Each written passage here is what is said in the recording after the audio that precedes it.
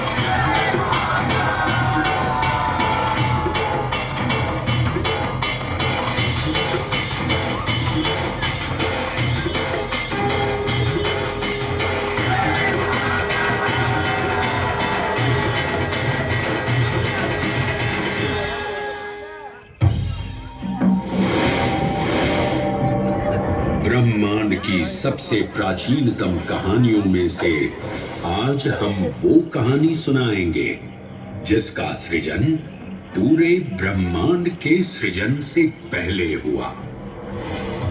तब न देव थे, न असुर, न जीव था, न जंतु, न जल था, न अग्नि, न वायु, न भूमि। समष्टि के शून्य में विराजती एक शक्ति, कालातीत और कालों के नियंता।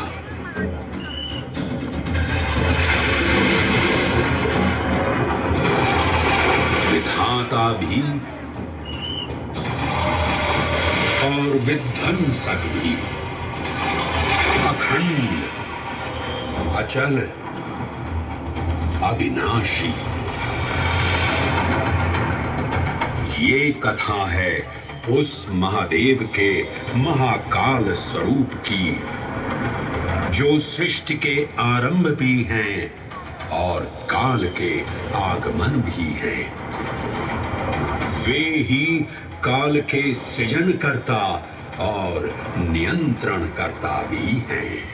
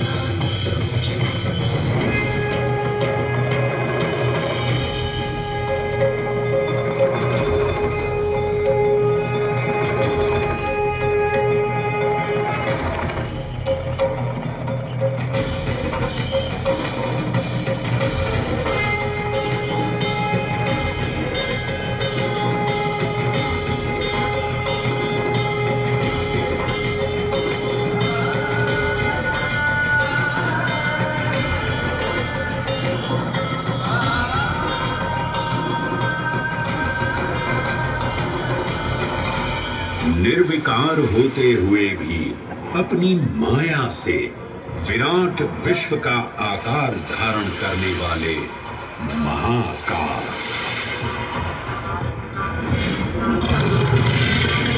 मेरुगिरी को धनुष और भगवान विष्णु को बाण बना दैत्यों के 3 पुरों का नाश करने वाले महाकाल।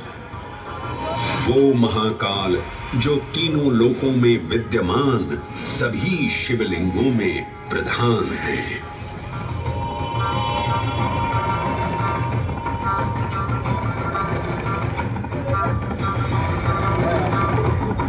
वो महाकाल जिनके त्रिशूल की तीनों नोकों से काम, क्रोध और लोभ पर नियंत्रण होता है, जिनके मस्तिष्क पर चंद्र शीतलता का प्रतीक है और जिनकी सवारी नंदी के 4 चरण सत्य, दया, दान और तप का चिन्ह है।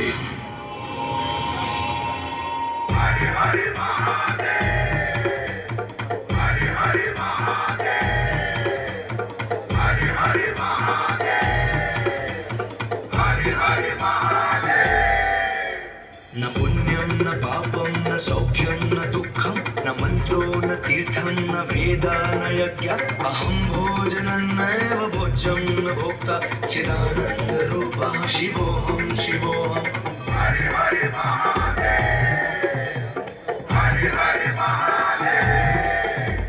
अहं निर्विकल्पो निराकाररूपो विभुत्वा च सर्वत्र सर्वेन्द्रियाणां न चासङ्गतं नैव मुक्तिर्न मे अच्छिदानन्दरूपः शिवोऽहं शिवोऽहं चिदानन्दरूपः शिवोऽहं शिवोऽहं चिदानन्दरूपः शिवोऽहं शिवोऽहं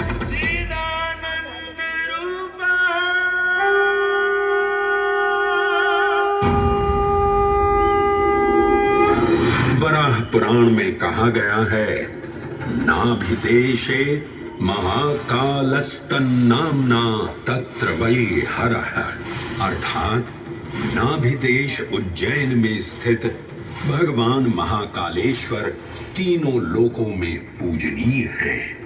आकाशे तारकामलिंगम पाताले हाटकेश्वरम मृत्युलोके महाकालम सर्वलिंगम नमोस्तुते। आकाश में तारक लिंग के रूप में, पाताल में हाटकेश्वर के रूप में और मृत्युलोक में महाकाल के रूप में स्थित भगवान शिव को प्रणाम। समस्त लिंग स्वरूपों में विद्यमान भगवान शिव को सादर नमस्कार। नाभिदेश उज्जैन का अटूट बंधन है महाकाल के साथ, जो महाकाल स्तोत्र में उल्लिखित है। उज्जयिन्यां महाकालम महाकालेश्वरम हरम महाकालम महायोगिनम नमामि पार्वती पतिं। तो चलिए मैं आपको कथा सुनाता हूँ इसी महान उज्जैन नगर की। उज्जैन, जिसे संस्कृत साहित्य में अवंतिका, विशाला, कुशस्थली, पद्मावती, कनकश्रृंगा, स्वर्णश्रृंगा, प्रतिकल्पा, कुमुदवती और अमरावती के नाम से पुकारा गया। उज्जैन, जो मनुष्य को मोक्ष प्रदान करने वाली 7 नगरियों में से एक है। उज्जैन, जहां 84 महादेव का आशीर्वाद प्राप्त है। उज्जैन, जिस पर सदा ही कृपा रहती है महाकाल की। यहाँ सतत क्षिप्रा नदी की निर्मल धारा बहती है।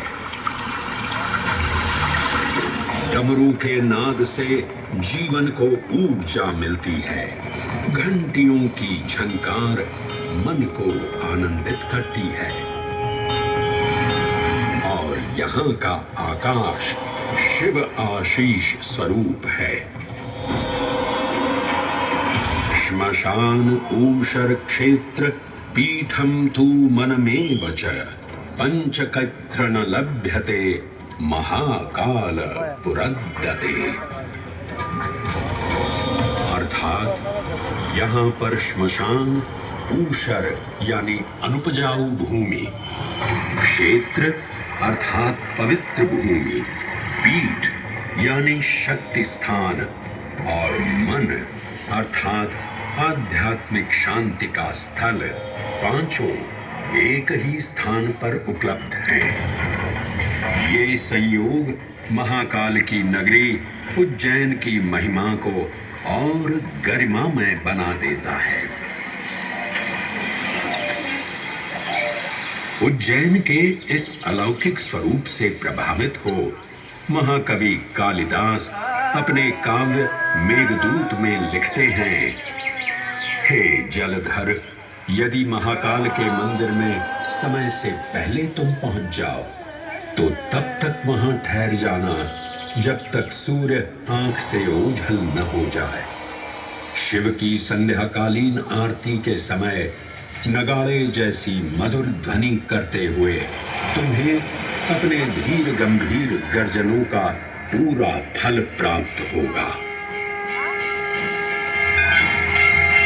ये संध्या आरती जिसे कालिदास ने सराहा है अत्यंत महत्वपूर्ण है, क्योंकि ये वो प्रहर है जब सभी देवी देवता गंधर्व यहाँ उपस्थित होते हैं।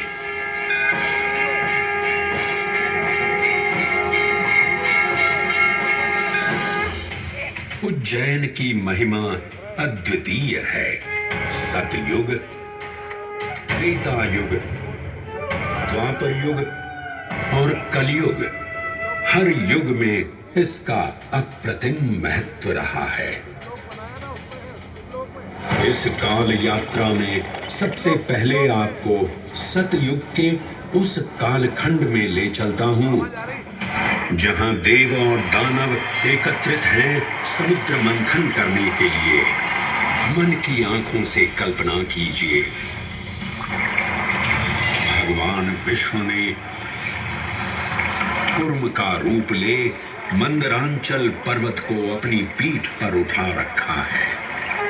सागर से विकराल लहरें उठ रही हैं, मेघ भयानक गर्जना कर रहे हैं। देव और दानव वासुकी सर्प को नेति बना और मंदार पर्वत को मथनी बना सागर को मथ रहे हैं कि तभी जल का पाप कालकूट विष निकलता है और पूरी सृष्टि को अपने ताप से झुलसाने लगता है। इस भयावह स्थिति ने देवताओं और असुरों के बीच हाहाकार मचा दिया।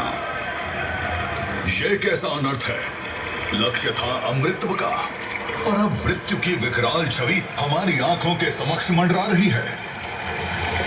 इस भयंकर संकट से केवल वही उद्धारकर्ता मुक्ति दिला सकते हैं जो समस्त विश्व के परम संरक्षक हैं।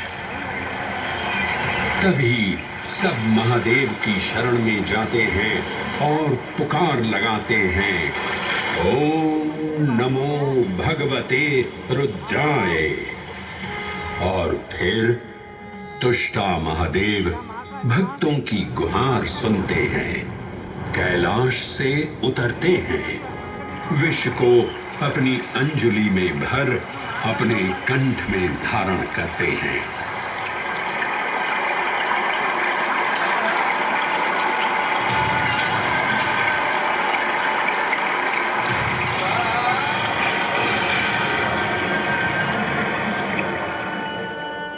अंततो गत्वा सागर मंथन से अमृत कलश प्रकट होता है। जैसे ही अमृत प्रकट हुआ, दानवों ने इसे केवल अपने आधिपत्य में लेने की आकांक्षा प्रकट की और संघर्ष छिड़ गया। आज यदि हम इस अमृत को प्राप्त कर सकें तो हम देवताओं पर हमेशा के लिए प्रभुत्व स्थापित कर पाएंगे। अमृत अपात्र हाथों में ना जा पाए, क्योंकि ये अपनी शक्ति का असीम दुरुपयोग करेंगे। इस अराजकता के परिणाम स्वरूप अमृत की कुछ बूंदें छलकी और पृथ्वी तक पहुंच गई। 4 स्थलों पर स्पर्श हुआ इन बूंदों का, हरिद्वार, प्रयागराज, नासिक और उज्जैन। अमृत की इन्हीं बूंदों के कारण उज्जैन में हर 12 वर्ष पर कुंभ सिंहस्थ मेले का आयोजन होता है। भगवान शिव की लीला देखिए, लोक कल्याण के लिए स्वयं विषपान किया और अपनी नगरी पर अमृत वर्षा करवाई।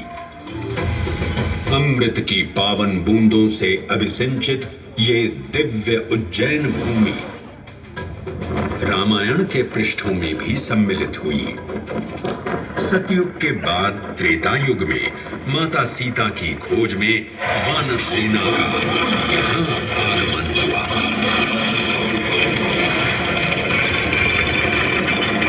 समय की इस यात्रा के माध्यम से अब प्रवेश करते हैं वाल्मीकि रामायण के किष्किंधा कांड में। जब वानर राजा सुग्रीव अपने यूथ पतियों से सभी प्रमुख स्थानों पर जाने के लिए कहते हैं और उन्हें अवंती नगर यानी उज्जैन जाने का आदेश भी देते हैं। मेखला उत्कल के क्षेत्र, दशर्न के नगर, आब्रवंती, अवंती और विदर्भ के राज्य, साथ ही माहिष्का के आकर्षक राज्य में भी पूरी तरह से खोजना होगा। एक युग भगवान विष्णु के राम अवतार से संपृक्त और अगला युग उन्हीं के एक और दिव्य अवतार से समरस होना, ये अद्वितीय संगम केवल उज्जैन में ही संभव था। परंतु एक क्षण ठहरिए और ध्यान से सुनिए। ये हैं महाकाल के 1008 दिव्य नाम। हाँ, मैंने काल चक्र को परिवर्तित कर दिया है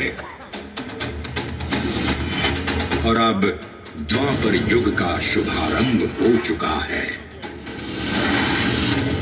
विस्मय पूर्ण हो जाएंगे ये जानकर कि महाकाल के इन नामों को स्वयं भगवान श्री कृष्ण ने रचकर पिरोया था। महाकाल सहस्र नामावली की ये अद्भुत रचना उस समय की है जब योगेश्वर कृष्ण उनके मित्र सुदामा और शेषावतार बलराम ने अवंती नगरी में स्थित सांदीपनी ऋषि के आश्रम में वेदांत दर्शन और शस्त्र विद्या की शिक्षा ग्रहण की थी। कहते हैं कि भगवान श्री कृष्ण को अवंती ने ऐसा मंत्र मुग्ध कर दिया कि यहाँ 64 दिनों तक रुककर उन्होंने 64 विद्याएं और 14 कलाओं का ज्ञान लिया। उज्जैन का संबंध महाभारत से भी जुड़ा हुआ है। इस महान महाकाव्य के वन पर्व में उल्लेख किया गया है कि महाकालेश्वर मंदिर में स्थित कोटि तीर्थ जल का स्पर्श मात्र करने से अश्वमेध यज्ञ के समान फल प्राप्त होता था। और फिर परिवर्तन की इस अनवरत धारा ने एक नई कहानी लिखी। उज्जैन में उदय हुआ मौर्य वंश का। सम्राट बिंदुसार ने अपने पुत्र अशोक को उज्जैन का राज्यपाल बनाया और समय के साथ अशोक के शासनकाल में धम्म का विस्तार हुआ। मौर्य वंश के पश्चात विभिन्न राजवंशों, सम्राटों और नरेशों ने उज्जैन की सेवा की। उनमें से प्रमुख मालवागण और फिर गुप्त वंश ने यहाँ राज कर इसके वैभव में वृद्धि की। उज्जैन ने अपने भव्य तेज से जहाँ महात्माओं और शासकों को आकर्षित किया, वहीं इस नगर पर आतताइयों की दृष्टि भी पड़ी।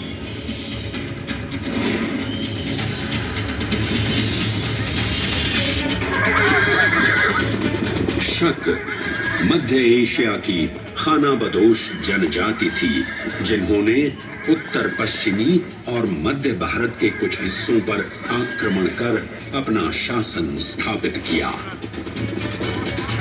ईसा पूर्व प्रथम शताब्दी में जब भारत शकों के अत्याचार से त्रस्त था, तब उन शकों ने उज्जैन पर भी कब्जा कर लिया और फिर उज्जैन में उदय हुआ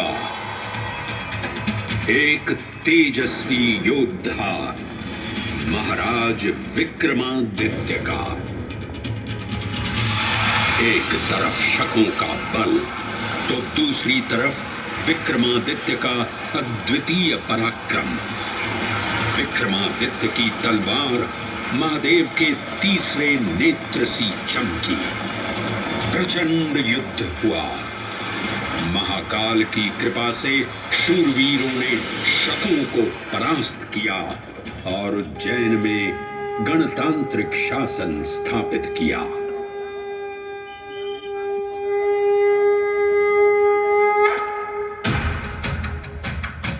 इन्हीं महाबली विक्रमादित्य की राज्यसभा महाकाल मंदिर में ही प्रतिष्ठापित थी। आज भी इस मंदिर की घंटियों में विक्रमादित्य की वीरता और शौर्य की प्रतिध्वनि गुंजायमान होती है।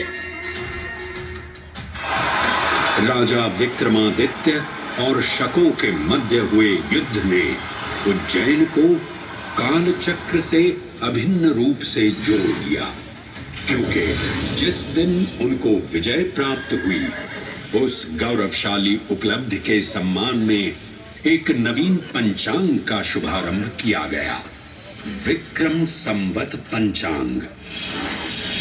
आज भी कई हिंदू पर्व और धार्मिक अनुष्ठान विक्रम संवत पर आधारित हैं।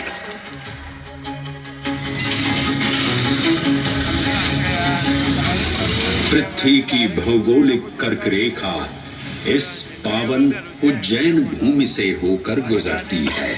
लगभग 300 वर्ष पूर्व उज्जैन विश्व समय का प्रमुख संदर्भ बिंदु था। यही कारण है कि उज्जैन की वेदशाला में वराहमिहिर, आदित्य दास, ब्रह्मगुप्त, आर्यभट्ट और भास्कराचार्य जैसे महान विद्वान अनुसंधान और अध्ययन में तल्लीन रहते थे। खगोल शास्त्र का केंद्र, महाकालेश्वर का आवास, जगत गुरु कृष्ण की नगरी, विक्रमादित्य का राज। जयति जय उज्जैनी, वैभवशालिनी नगरी उज्जैन।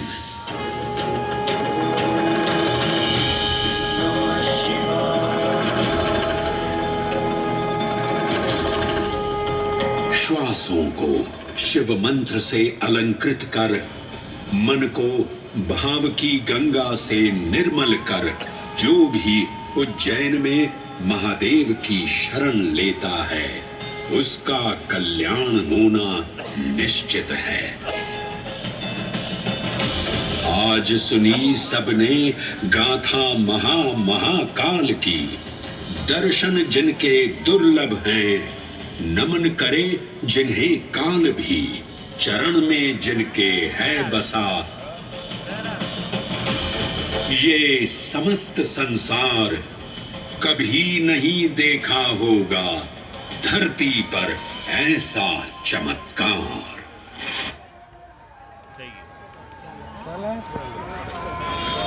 पिक्चर खत्म। आप नेट चालू है तो डायरेक्ट